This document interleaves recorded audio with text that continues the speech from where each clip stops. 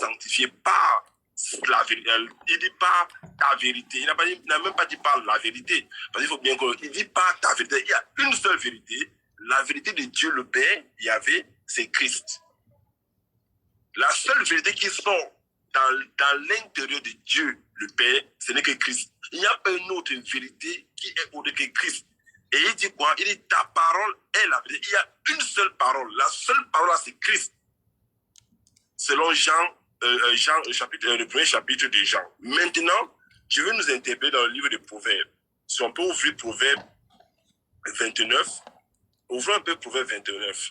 Je vous en prie, frères et sœurs, rapidement, le livre de Proverbes. Alors, je vais lire Proverbes 29, verset 20. Il dit, si tu vois un homme, il réfléchit dans ses paroles. Le Seigneur est très clair par la bouche de Salomon. Il dit, si tu vois un homme, il réfléchit dans ses paroles. Dans quoi? Dans ses paroles. Pourquoi ses paroles? Parce que, rappelez-vous que le Seigneur a donné au Père de nous sanctifier par sa vérité. Et la vérité, c'est la parole. Si tu vois un homme qui réfléchit dans ses paroles, il n'y a plus à espérer d'un insensé que de lui. Et c'est ce que nous devons faire. Est-ce que je crois que ce que le frère Georges le dit depuis fort longtemps? Laissez les documents écrits par les soi-disant hommes, mais lisez la Bible. Chaque fois que tu vas lire la Bible, une fois, deux, trois, quatre fois, tu vas trouver des délivrances au fur et à mesure que tu vas lire. La Bible dit Dieu dit à Josué, médite-le jour et nuit. C'est qu'en le méditant, tu vas comprendre qu'il y a des choses que tu faisais qui n'avaient rien à voir avec sanctifier-les par ta vérité. La parole est ta vérité.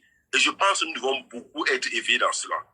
Cessons de courir de gauche à droite, mais sanctifier. Dieu nous a donné une seule chose, de nous sanctifier par sa vérité. Or, toute personne qui modifie, qui ajoute, qui retranche, qui manipule la parole n'est plus sanctifiée par cette parole-là. Et la parole-là qui prononce ne peut plus sanctifier quelqu'un.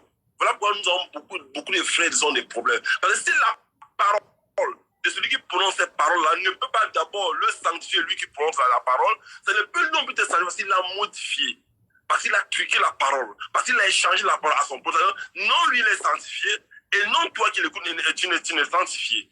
Or, c'est-à-dire que tu marches dans un cycle à vide. C'est-à-dire que la personne qui te prêche la parole, elle n'est pas sanctifiée par la vérité, et toi-même qui reçois cette parole, tu ne peux pas être sanctifié. Vous allez dire, non, il prêche bien, il lit bien la Bible, oui, mais il n'est pas sanctifié. Toi-même, tu n'es pas sanctifié. Parce qu'il a modifié. C'est la vérité qui nous sanctifie. Et la vérité, c'est la parole. Et la parole, c'est Christ. Et quelqu'un qui n'a pas Christ ne peut pas te donner Christ. Si je viens de là, je dis, mon frère, j'ai besoin d'un bonbon. Je viens chez d'autres frères, j'ai besoin d'un bonbon. Peux-tu me donner un bonbon? Tu ne pourras jamais me donner un bonbon s'il n'y a